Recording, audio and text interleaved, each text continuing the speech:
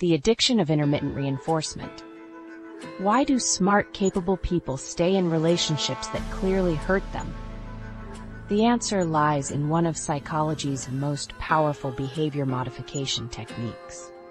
I remember talking with a client, a successful attorney who managed complex litigation cases worth millions of dollars. Yet in her personal life, she kept returning to a partner who alternated between treating her like a queen and acting as if she barely existed. "I know this relationship is destroying me," she told me, "but the good moments feel so incredible that I keep convincing myself they'll become permanent if I just figure out the right thing to do." Intermittent reinforcement occurs when rewards, like affection, approval, or kindness, are given unpredictably and inconsistently, creating a powerful psychological dependency. Unlike consistent patterns where you can predict when rewards will come, intermittent reinforcement follows no discernible schedule. Sometimes the reward appears after the first attempt, sometimes after the 20th, and sometimes not at all. This unpredictability creates a uniquely powerful form of conditioning that keeps people engaged in behaviors long after they've stopped being beneficial.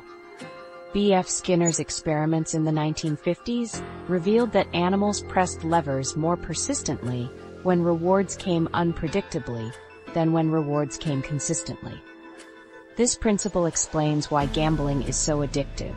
Casino slot machines deliver rewards randomly, creating compulsive behavior where players continue feeding money into machines despite guaranteed long-term losses. I worked with another client, a successful entrepreneur who built a 7-figure business. Despite her professional acumen, she remained trapped in a 3-year relationship cycle of passionate reunions, followed by devastating disappearances. "When things are good, they're incredible," she explained. "He'll plan elaborate dates, remember tiny details about my preferences, and make me feel absolutely cherished. Then suddenly he'll vanish for days, ignore my messages, or become coldly critical. Each time I convince myself the good version is the real one, and the rest is just temporary stress." The unpredictable nature of rewards creates an addiction, where the brain becomes fixated on the possibility of reward rather than its actual frequency. Your neural pathways begin responding not to the reward itself, but to the anticipation of potential reward.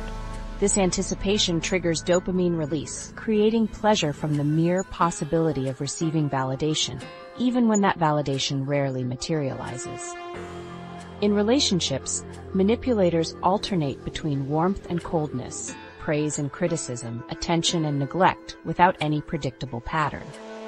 Most confusingly, the same behavior from you can produce completely different responses at different times. A joke that made them laugh yesterday might trigger anger today. The gift they loved last month is dismissed as thoughtless now. This inconsistency prevents you from developing any reliable understanding of how to maintain connection, keeping you in a constant state of uncertainty. Many victims describe the relationship as feeling like walking through a minefield that constantly changes its configuration. This unpredictability creates hypervigilance, where you become obsessed with trying to figure out what you did wrong when the reward is withheld. You analyze conversations repeatedly, looking for the mistake that caused the withdrawal of affection. This hypervigilance consumes enormous psychological resources. Many victims report inability to focus on work, hobbies, or other relationships because their mental energy is completely absorbed by trying to decode the manipulator's inconsistent patterns. Your brain treats this as a survival-level problem, redirecting cognitive resources from other areas of your life.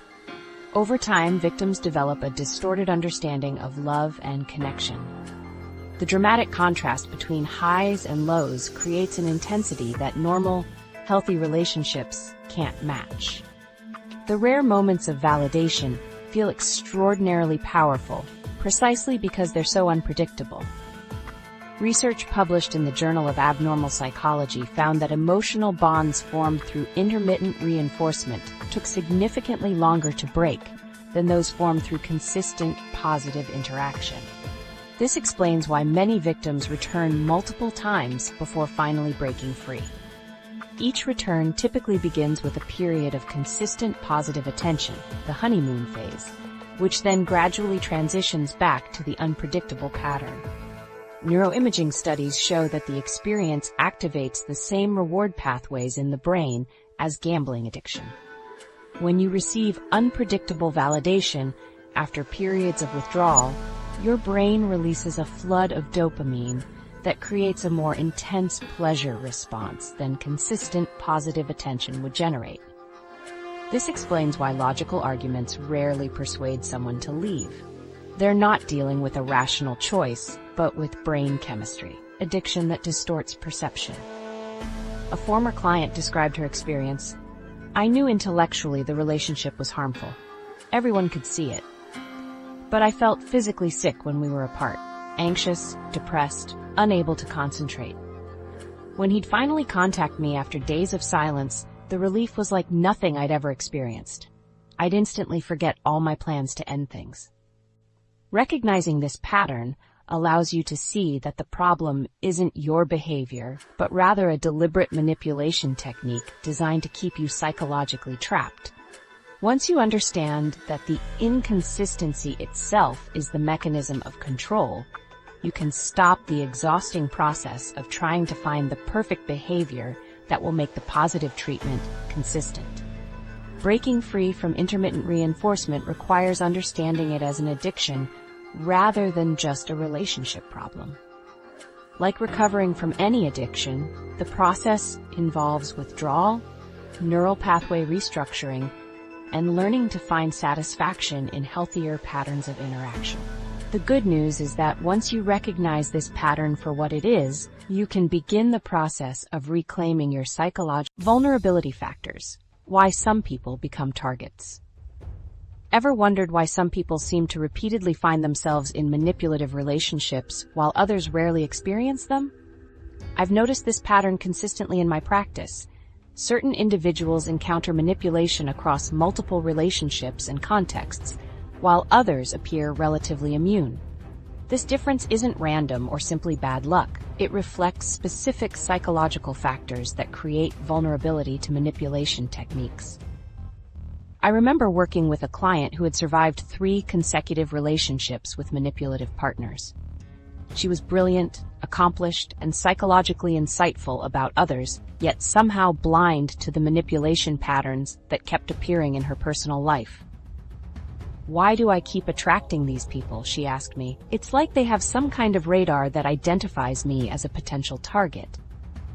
Her intuition was accurate. Manipulators do possess a psychological radar that detects specific vulnerability signals, much like how specialized equipment can detect hairline fractures invisible to the naked eye.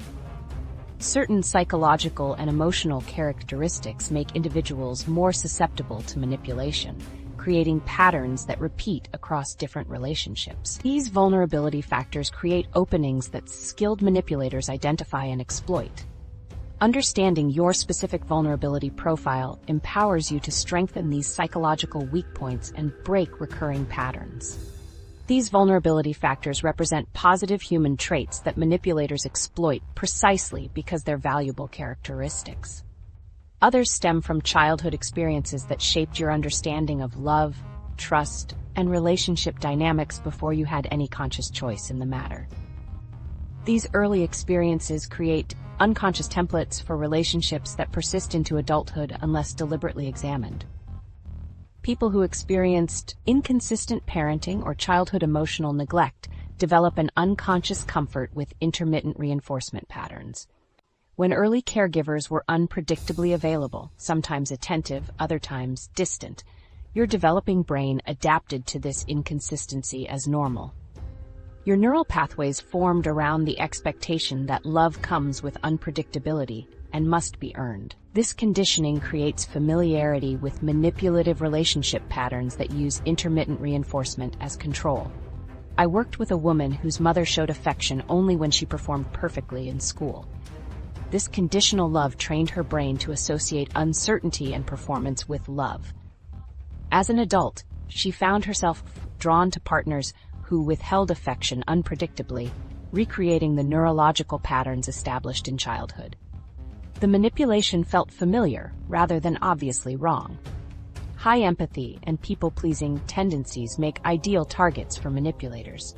These positive traits, seeing others' perspectives, attunement to emotional needs, willingness to accommodate, become vulnerabilities when exploited. Your capacity to imagine others' feelings makes you inclined to give second chances and find explanations for concerning behavior. Your desire for harmony can make you reluctant to establish firm boundaries. Manipulators look for people who prioritize others' needs above their own. They identify potential targets by watching responses to small impositions. Do you automatically say yes to favors? Apologize when someone bumps into you? Struggle with direct disagreement? These behaviors signal you'll likely tolerate increasingly inappropriate behavior rather than risk conflict. Unprocessed trauma creates specific psychological vulnerabilities that manipulators can leverage. Trauma disrupts your sense of safety, alters threat assessment, and creates emotional triggers that manipulators can activate to control your responses. Your nervous system establishes heightened reactivity to certain situations, and manipulators learn these triggers to create emotional flooding that prevents clear thinking. Sexual abuse survivors often develop vulnerabilities around physical boundaries. Childhood emotional abuse creates sensitivity to criticism. Witnessing domestic violence can normalize conflict patterns that would otherwise trigger warning signals. These trauma histories create specific openings that skilled manipulators recognize if you haven't processed these wounds. A history of invalidation teaches potential victims to doubt their perceptions and emotions. When you've repeatedly heard, "You're too sensitive" or "You're overreacting," you develop a habit of questioning your reality. This learned self-doubt creates the foundation for gaslighting. The manipulator continues the invalidation pattern you've already internalized, leveraging your existing habit of second-guessing yourself. This explains why intelligent, otherwise confident people become victims of obvious manipulation. Their critical thinking works against them when applied to their own perceptions. They've been trained to question their emotional responses rather than trust them as valuable information. This disregard for internal warning signals prevents recognition of manipulation until the pattern is established. Social isolation significantly increases vulnerability to manipulation. When you lack connections to others who provide reality checks, you become more dependent on the manipulator's version of reality. This explains why manipulators typically isolate their targets from friends and family who might recognize the manipulation.